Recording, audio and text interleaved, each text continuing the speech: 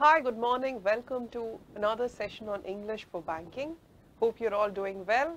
So let's get started with today's class. It's again on parts of speech, but a very interesting part of parts of speech. Today we deal with adjectives and adverbs. So the most important part of language, especially when you're a reader, that's going to be the usage of adjectives and adverbs. Whenever you look at your favorite writers, you understand, you kind of figure out that you have a thing for how they explain things. Then when you talk about narrative style, the usage of adjectives is very, very, very important. For example, someone like R.K. Narayan, and one of his most beautiful books, that would be Swami and Friends. That's my perspective of things. You might have a different opinion, and obviously a very different favorite author altogether. So I love his usage of adjectives. So if you find time, please grab a copy of Swami and Friends. It's also a very good starter book. So if you've not been a good reader, you should probably look at starting with Swami and Friends. Another author who has great control over the use of adjectives, that would be J.K. Rowling.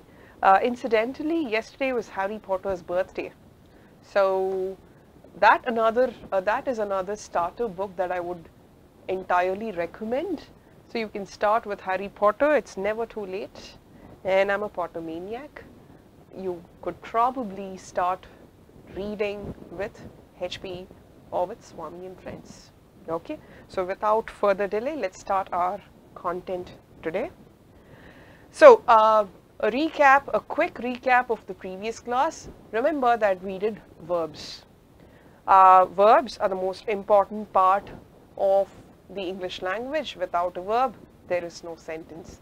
I know you would probably be thinking, okay, this woman cannot say anything other than no verbs, no sentence, but that's how important it is. No verb, no sentence really.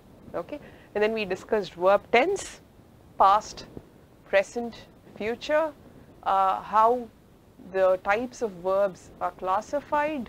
Okay, so that's it about the recap on verbs. Let's start with the question that most of you got wrong from the last CPP. Okay, so let's look at this. If the new mall would open by Christmas, New Year, comma, it will be attracting many holiday shoppers. So what's this? What's the question? The underlined part might have an error. Now the focus is on might, remember. There are times when it could be right. Okay, so student psychology is all about, okay, if the teacher says that, you know, I have to correct something, I am pretty sure that there is an error. Not many can actually pick no error as the answer. That happens in quite a few cases, but remember, there is the very real possibility, a very good probability of no error being your answer option. Okay, so now look at this. If the new mall would open by Christmas, New Year, it will be attracting many holiday shoppers. How should you be going about with this question? Yes, it is a test on grammar. Okay, now instead of choosing the right answer, instead of you correcting it yourself, what you can do is look at the differences in each of these options. Okay, and then try to figure out what is wrong in these differences. Okay, now let's go ahead. A is the sentence as such. Okay, now I'm not interested in figuring out whether the given part is right or wrong. Okay, that's the least of my concerns. Now look at B. If the new mall would be open by Christmas, New Year, it would be able to attract. Okay, what is the difference between A and B? It will be attracting, so there is a tense difference. It would be able to attract. Okay, now remember that there is also a meaning difference. Able to attract and attract are not quite the same. Hey, I am quite unable to figure out integral calculus from differential calculus. That's very different from saying I don't find any difference between integral calculus and differential calculus. Okay, so you're changing the meaning. So this is probably not your answer. The probability is very high, so I'll go ahead and eliminate that. Now look at this. See, if the new mall was opening by Christmas New Year, it would be able to attract many holiday shoppers. Again, the able part comes into the picture, and then there is would. Okay, then the difference here is was opening. Okay, so there is a tense mismatch as well. Here we talk about past tense, and here it is future tense. So I would look to eliminate this as well. Now look at this. If the new mall was to open by Christmas, it also will attract. Now what is the difference between give me sugar also? Okay, now quite a few make a mistake with only, also and the usage part. Now what do I mean when I say I like only you, okay, and then I like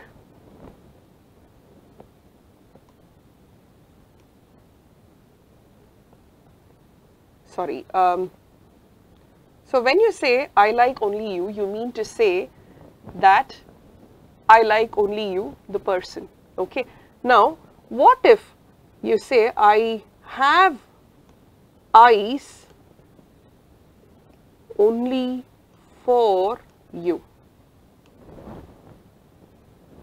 Okay.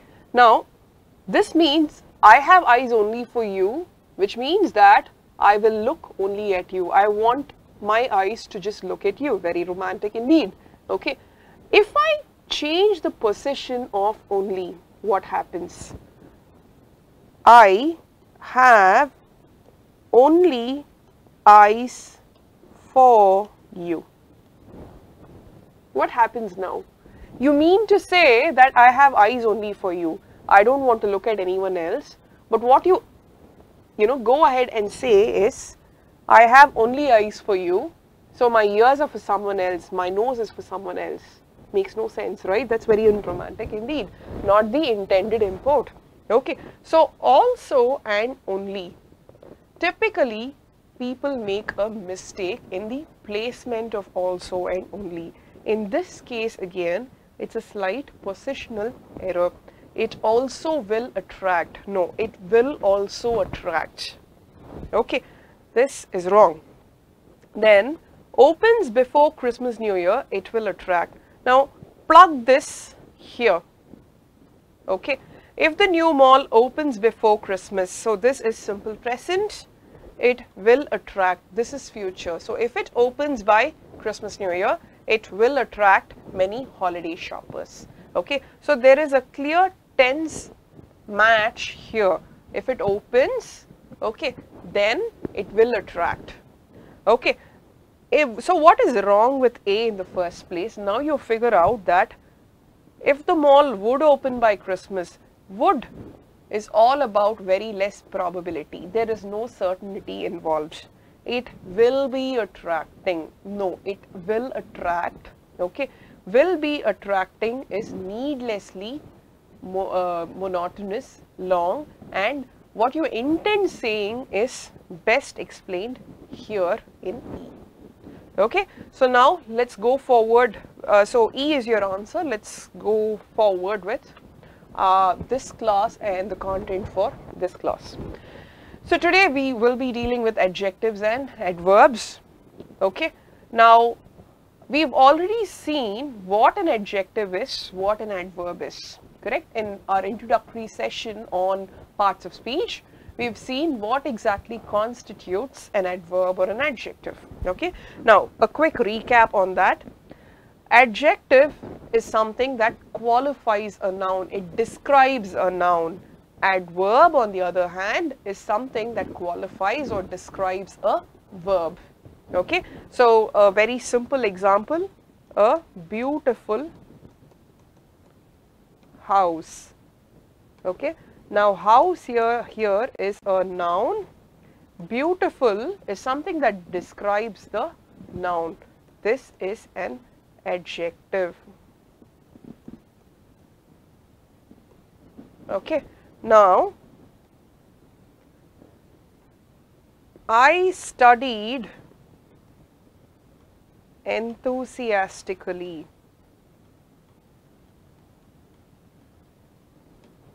Okay, study is a verb in past tense here.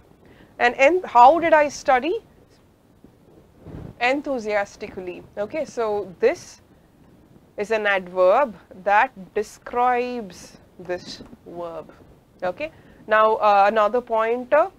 More often than not, your adverbs have ly in the end. Quickly, enthusiastically. Okay. So when you talk about adjectives, you also look at the vocabulary part of it. Now remember that your IBPS PO examination is going to test you on vocabulary. It's pretty simple to have a very good vocabulary if you've been an avid reader throughout your life. Unfortunately, not many readers, I mean, I have not been lucky enough to have a class of, very good readers. So after 10 years, I've figured that not everyone reads. As unnatural as it sounds to me, by the way. Okay, so you should be doing things to quickly strengthen your vocabulary. All right, so when you see the IBPS paper, when they test you on grammar, when they test you on RC passages, any kind of questions, the base is to do with vocabulary. We will be looking at learning vocabulary as and when we do the other question types as well. All right. So it is easy to puzzle out the meanings of certain words from its etymology. What is etymology? The roots. Okay. So etymology, learning words through etymology involves learning words through the root. Okay. So for example, pug is the root word for fight. Now this image is just for your, it's a mnemonic device just to make sure you don't forget this. The pug has nothing to do with fighting, poor little thing. Okay. So this breed of dog is a pug, but this has nothing to do with fight. Okay. Now in the English language, pug is the root word for fight, war, aggression, etc. Another word root that means the same is belly. Okay. So typically pug and belly, these words are to do with fight. Okay. So whenever you have a word that has pug or belly, remember that there is this very real possibility that the word has to do something with fight. Let's look at examples. Pugilism, let's start with this first. Mike Tyson is a pugilist. Muhammad Ali is a pugilist. So now in this context, you can figure out that pugilism, pugilist, has something to do with wrestling, correct? Now wrestling, boxing, okay, so a game, a contest of that involves fighting, okay, competitive fighting, that is pugilism. Okay, so when you derive pug in the sport arena, competitive sport arena, that's pugilism. Okay, then there is pugilistic, to do with boxing or with wrestling. Pugnacious, pugnaciously. Now this is an adjective. Remember, ly, okay, is adverb more often than not. Please don't ask me, only ends with ly, so is that an adverb? Not the case. Okay, then repugnable, repugnant. Now most of these mean to do with fighting, okay, or offensive.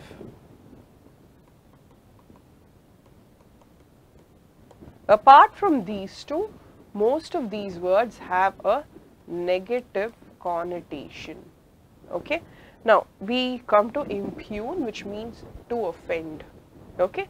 Now have a look at which of these are adjectives. This is definitely an adjective.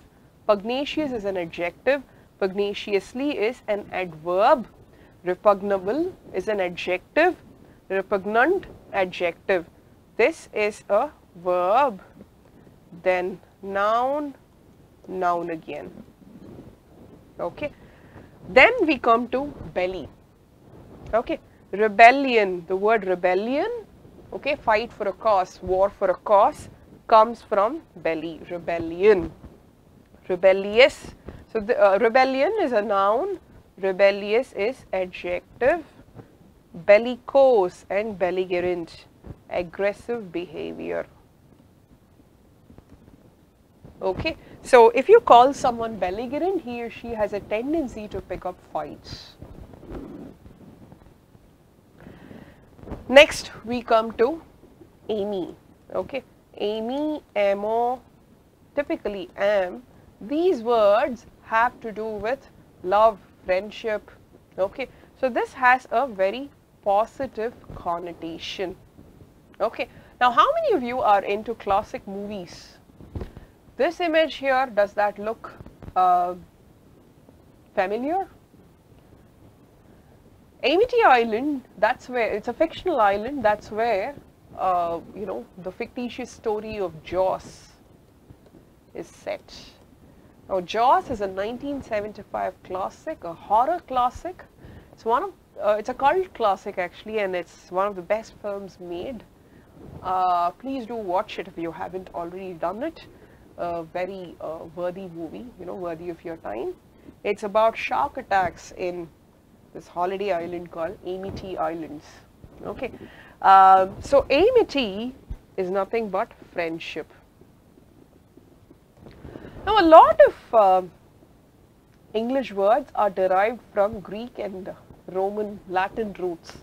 Okay, so Greek and Latin mythology, if you study that, you will find that the Greek gods and the Latin gods, Roman gods, they have given rise to a lot of vocabulary words. Okay, so the root is from there. For example, okay, so Amos is the Roman god for love, friendship, love. From there you get amity. Amity is a noun. Then there is amicable. Okay, amicable means friendly again. Amiable also means the same. Then there is amorous, having a very romantic interest. Affable and affinity. Okay, so this again, you have a strict inclination towards something. You know what? Rahul Dravid has a very affable personality. Okay, which means very friendly demeanor. Then affinity. These compounds have an affinity to evaporate when they are brought to the atmospheric sphere. Okay, so that is affinity, having an inclination towards. Then another word that means love is phil. Okay, so phil, from this you get the word philia, some love of some kind. Okay, philanthropist. When you look at this word, I don't expect you to know the meaning of this long word, but I know that phil has to do with love. Anthro is to do with mankind. Okay, so anthro is to do with mankind. You see two roots in one single word here. Phil is love. Okay, so this is love for mankind, philanthropist. Okay, then what are the other words that you know that have to do with anthro? Anthropology. Anthropology is study of mankind. Okay, and then there is misanthrope, and write it down for you. When I look at this word, even if I do not know the meaning, I know that mis is something negative, correct? And then I've taught you that anthro has to do with mankind. This is hatred for mankind. Okay, a misanthrope is someone who doesn't get along with people, he doesn't like people. Okay, an antisocial element of some kind. Then there is the city of Philadelphia. Okay, it means the city of brotherly love. So now do you realize why the movie Philadelphia is named thus? City of brotherly love. Okay. Then there is Anglophile. Anglo is the root word for English.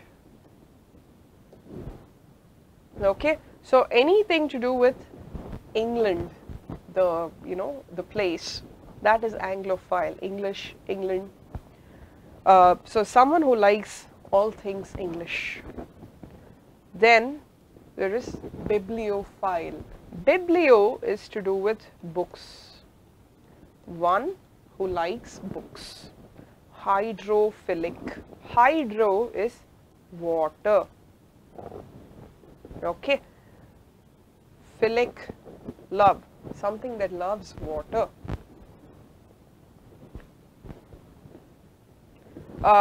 So, of these, how would you classify? This is a noun. Amity is noun. Amicable is adjective. Okay, amiable again is adjective. Amorous, adjective. Affable, adjective. Affinity is noun. Philanthropist, noun. Philadelphia is a proper noun. Anglophile is a noun. Bibliophile again is a noun. Hydrophilic is adjective. Okay, so now we've seen that PHIL is the root word for love. Okay, the opposite of that is phobe. Okay, so we look at hydrophobia. I've told you that hydrophilia is love for water. Phobia, on the other hand, is fear. So what can hydrophobia mean? Hydrophobia, I'll write it down for you. Okay, this is fear of water. Okay, so there are several phobias, and quite a few of your trivia questions have to do with manias and phobias. So today you can Google search for manias and phobias. I assure you that it will be the best 10 minutes of your day. It's quite interesting. Hydrophobia, as I said, is fear of water. Now find out what megalomania is. And then there is something called triskaidekaphobia. Okay, so you can figure these out after class. Now we go to the previous class contest question. This has to do with subjunctive and infinitive. Let's look at this. The principal demanded that the student dash school every day. What are your options? There is attend, attends, will attend, and none of the above, all of the above. Okay. So look at this. Whenever you have demand, mandate, request, suggest. Okay. Now, the verb that follows these, okay, typically, not just typically, always, okay, the word that follows one of these would be in its basic root verb form. Okay. So it cannot be attends, it cannot be will attend, it should always be attend. Okay. I suggest that he go to school. Typically, subject verb agreement, okay, you would look at he goes to school as the right option. Okay. But when you have one of these words, remember it becomes I demand that you pay the bill, he pay the bill, they pay the bill. Okay, so the answer here is A. And so the contest winner last time is, okay, I'm not too sure about this. he or she wins an atom session with HashLearn. So,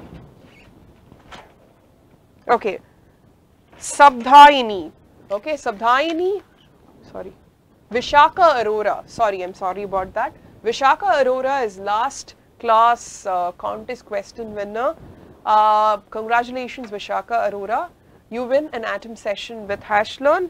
So that entails you to clear your doubts, any kind of doubt with one of our experts. Go ahead, enjoy your atom session. Today's contest question.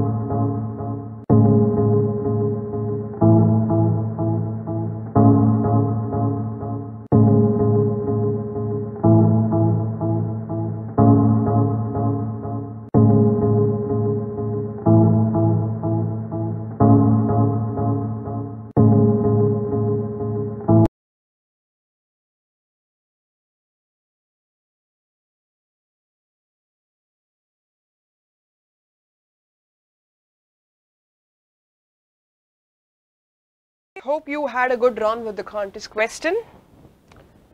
Now, let's look at types of adjectives.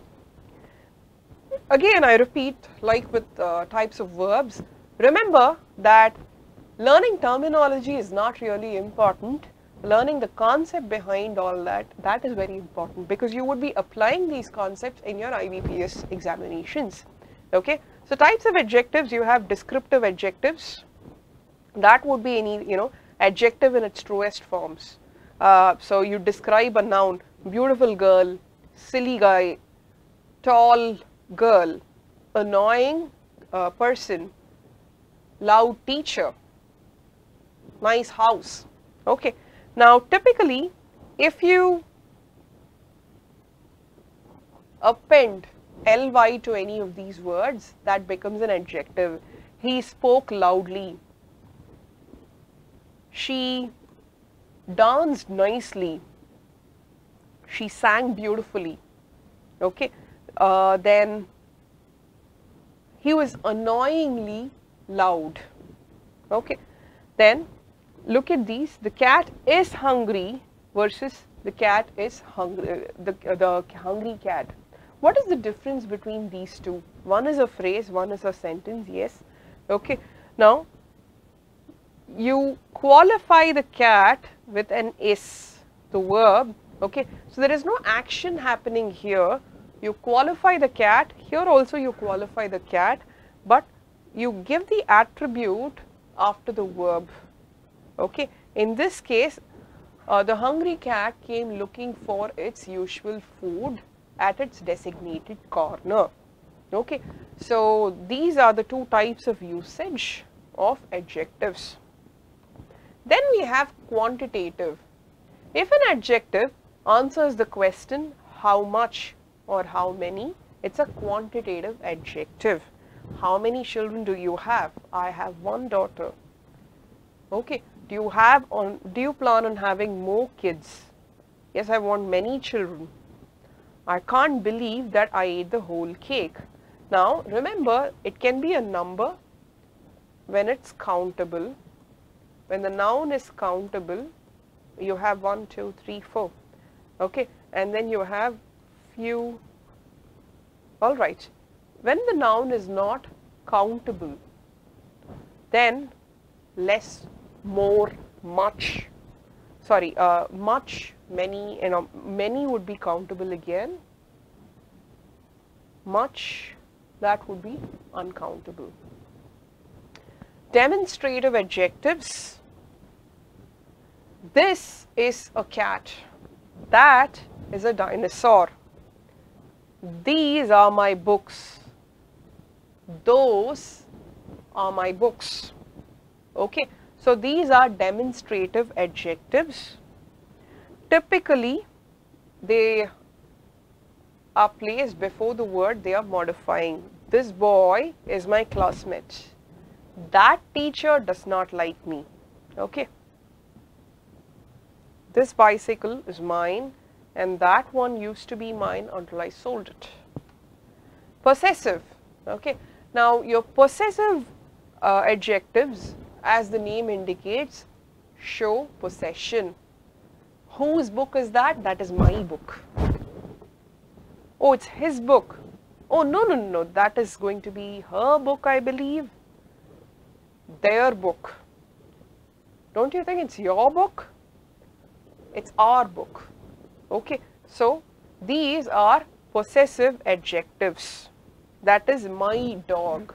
Now remember, all of these can be replaced. The sentence, the meaning of the sentence would still be intact when you have mine. Oh, that book is mine. The book is his, hers, theirs, yours, ours. Then there are interrogative adjectives. Typically, these are your interrogative adjectives. You ask a question with these adjectives. Okay, which color is your favorite? Now remember, when you say which is your favorite color, it's not an adjective. Which color? The noun is being qualified by which. In this case, it acts as an adjective. Which song will you play on your wedding day? What pet do you want to get? Whose child is this?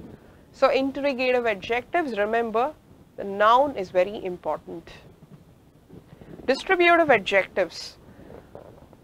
This is to denote someone specific, something specific in a group.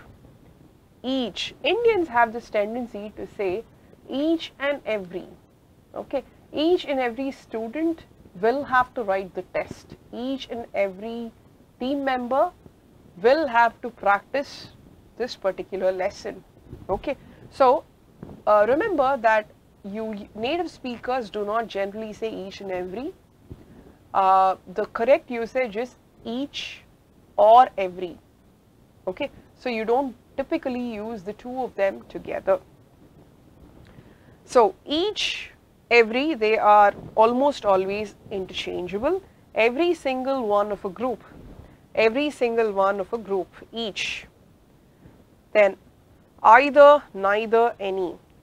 Either and neither, specific, any, both, all of these are, specific. If you have either, you need to have or. Neither, you need to have nor.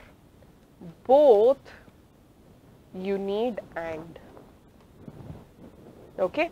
Either the teacher or the student is loud. Neither the teacher nor the student knew the answer.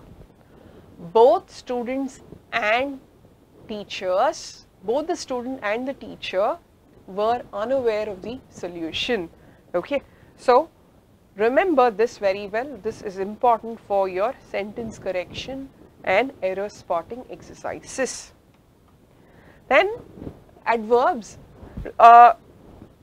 In tandem with adjectives, I have tried teaching you adverbs because there is no major difference. Okay. So, one adjective that is going to describe your noun, the adverb describes verbs. Okay. Adverbs also modify adjectives. When you say, you know what, he is very loud, the very there describes loud. Loud is an adjective, correct? So, very here is an adverb. And typically, the purpose of the adverb before the adjective is to add some intensity to the adjective. He is loud, that's positive. He's very loud. Okay, you add some intensity. Anne Hathaway is quite pretty. This is adjective, pretty, and quite is adverb. Harry Potter is more interesting than Game of Thrones. More is an adverb. Jeff Bingham is almost always right. I'm sorry, this is almost always and not most always right about the stock market. In this case, almost always again is an adverb. Then we come to degrees of comparison. This is very, very, very important. Remember that most of your questions will be from this. Now, normal adjectives, for example, big. Big is positive. That bottle is big. Okay. Then you have bigger. You know, the second bottle is bigger than the first bottle. Then you have biggest. I bring in a third bottle and say this is the biggest of all three. What is to be noted here is when you say big, there is only one object. When you say bigger, you have two objects. But when you say biggest, there are 2 plus. Remember, it's not 2, it's 2 plus. It can be 3. Sorry, it's 3 and 3 plus. Okay, it can be 3 or more. A minimum of 3 objects, that is very much necessary to use superlative. Okay, so positive, comparative, superlative. Big is positive, bigger is comparative, superlative is biggest. Okay, this is the normal form, regular adjective and adverb, degrees of comparison. This is how, you know, you add an ER and an EST, they become comparative and superlative respectively. But there are some cases, some specific cases. Now look at this. Bad, worse and worst. Okay, so bad is positive, worse is comparative, worst is superlative. Now there is a third case where you cannot do much with the adjective, so you append more and most. They become comparative and superlative. Look at this. Active, more active, the most active. Okay, so beautiful, more beautiful, most beautiful. Then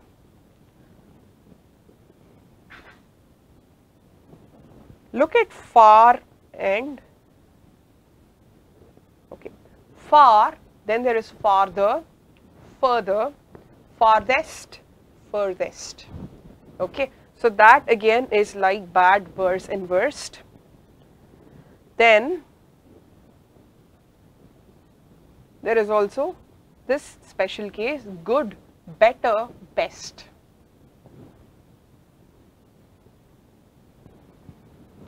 So these are the other normal adjectives.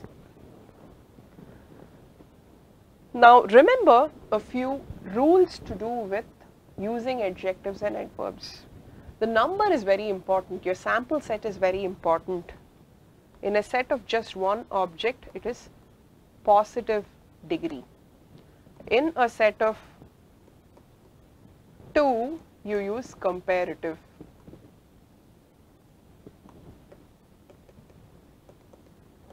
Three and 3 plus, you use superlative. Okay, this is very, very, very important. When there is just one object, you cannot use superlative or comparative. Okay, so you always need to look at it as a set. Now let's look at other rules. So this is to do with positive, comparative and superlative. Remember, she is a good teacher, positive. Mark is a better batsman than Steve is. I am talking about Mark and Steve. So my sample set, the set here is 2. It's 2 members strong. So I use comparative. Then I say Phelps is the best swimmer in the team. Here, when I use best, I automatically know that the team size is more than 3 or more than that. Okay. Now let's look at common mistakes that we make when we use adjectives and adverbs. Toronto is more colder than New York. This is wrong entirely. Okay, it is only colder.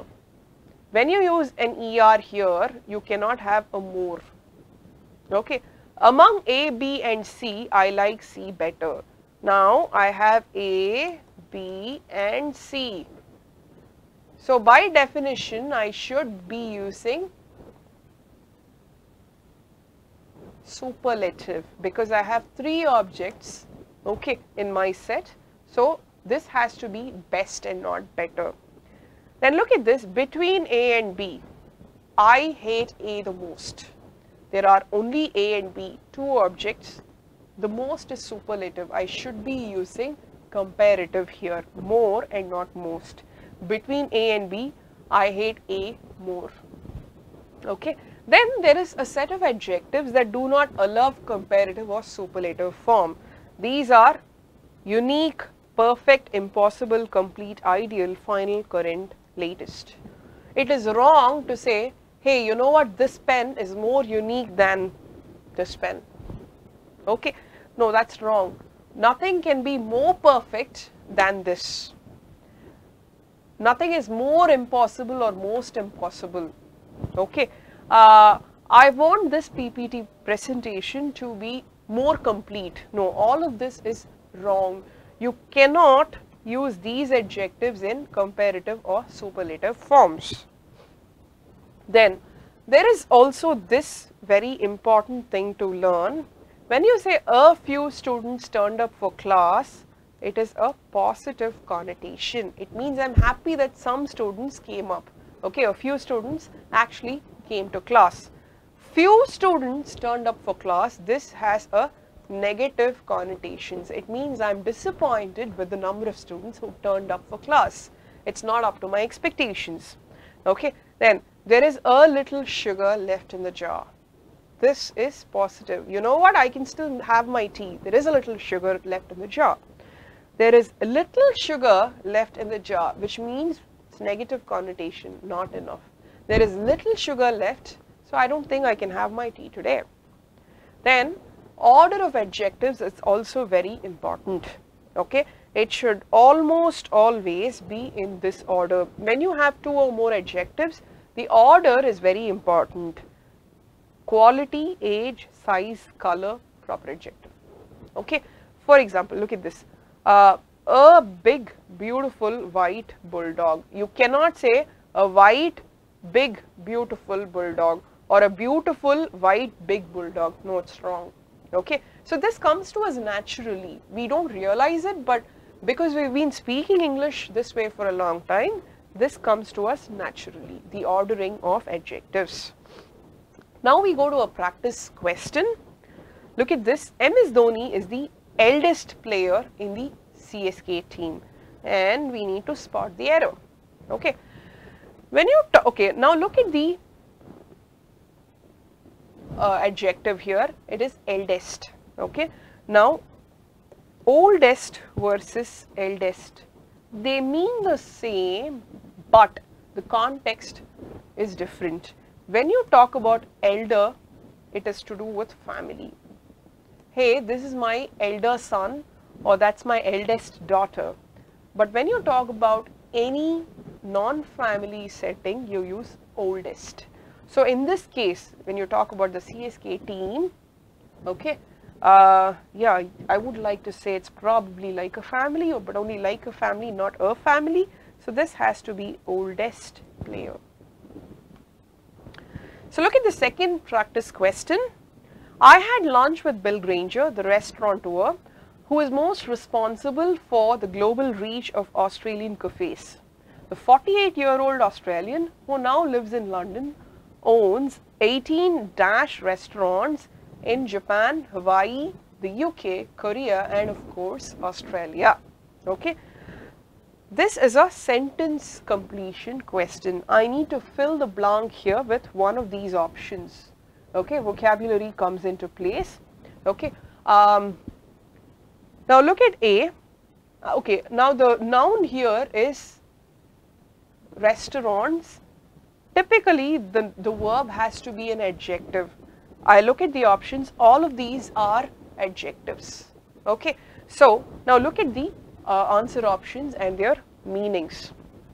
Acerbic. Acerbic comes from the root word ACR, ACER. Okay, typically when you have a word with these, it means to do with bitter, harsh or bitter. Okay, I'll show you a few words. Acrid, and then there is acerbic, then acrimonious. Okay, so these are words that have to do with bitter or harsh. Now the entire thing is not negative. I'm not saying it is very positive, but there is no negative connotation in the given sentence. So acerbic, which has a negative connotation, is definitely not your answer. Eponymous. Eponymous means to do with name. When you say that Bill Granger runs eponymous restaurants, you mean to say that his restaurant is named after his own self. So these restaurants are actually named Bill Granger. Okay, so this is a very strong contender. I'll leave it here. Go to the next. Inimical. Okay, now inimical is to do with harm. Okay, then didactic. Didactic is to do with a very instructive education. Has nothing to do with restaurants. Then there is cloying. Cloying sweetness is very annoying sweetness. Okay, so here eponymous is what fits in. Okay, with this we come to the summary of the class. We've done adjectives and adverbs in detail. We've looked at the rules to employ when we look at adjectives and adverbs. Thanks for joining us. I hope you had a good class. Now remember that there is a CPP that is open for our passport members. Passport members, please right after the class jump into your CPP. A CPP is something that contains 10 suitable questions to be done right after this class. So whatever concepts that you've learned in class, you would be applying those concepts in encountering these questions. Go ahead, share it with your friends. Have a great day. Good luck with your CPP. Thanks for joining us. Bye. Have a great afternoon.